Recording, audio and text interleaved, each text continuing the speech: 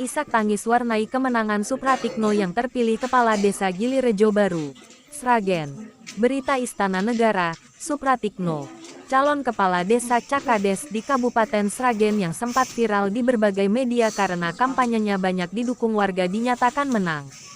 Cakades dengan nomor urut 1 tersebut unggul di TPS 1 tempat pemungutan suara TPS dengan total perolehan 835 suara. Sementara itu, dua kandidat lainnya Marjono masing-masing mengantongi 136 suara dan Misron SH 791 suara. Dengan begitu Supratikno terpilih sebagai Kepala Desa Gilirejo Baru, Kecamatan Miri, Kabupaten Sragen.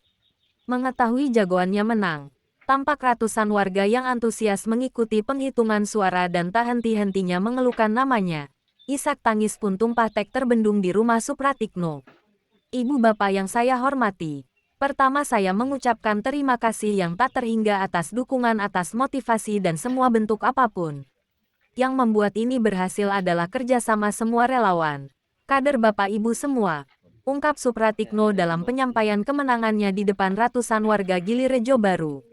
Dia pun mengajak seluruh warga untuk bekerja sama membangun desa. Dia juga siap diingatkan jika dalam bekerja tidak sesuai aturan. Ini adalah kemenangan kita bersama. Kemenangan masyarakat Desa Gilirejo Baru. Untuk itu saya berharap ke depan kita bersama-sama bisa memperbaiki Desa Gilirejo Baru yang kita cintai ini. Apabila di pemerintahan saya nanti ada kekurangan atau ada hal yang melenceng, mohon diingatkan, tuturnya. Sebagian besar warga, kata Teguh, telah mengenal sosok Supratikno sebagai orang baik yang dekat dengan masyarakat.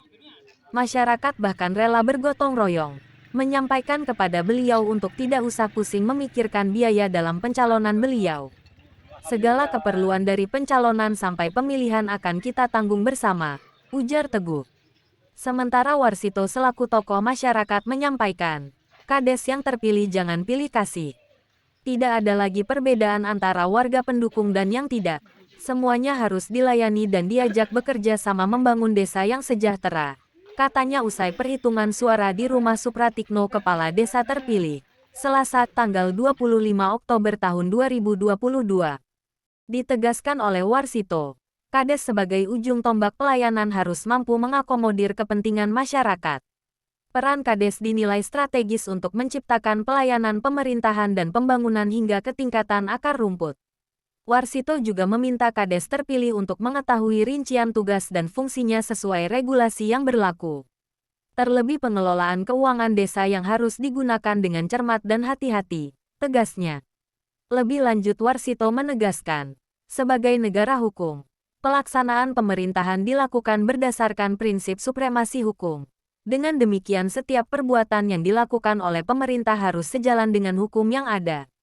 Kondisi ini melahirkan sebuah antitesis bahwa perbuatan pemerintah yang di luar dari itu dapat termasuk bukan wewenang, melampaui wewenang, atau sewenang-wenang. Soal kekuasaan. Dalam istilah Lord Acton, dikenal ungkapan a power tends to corrupt, a absolute power corrupts absolutely, sehingga tanpa pembatasan kekuasaan maka arah yang dituju oleh pemerintahan hanya kepentingan pribadi dan golongan tertentu semata. Berbeda kondisi dengan pemerintahan yang menganut sistem monarki absolut, dengan kewenangan penguasanya yang tanpa batas, sebab raja adalah hukum itu sendiri. Dari Sragen, Jawa Tengah, reporter berita Istana TV melaporkan.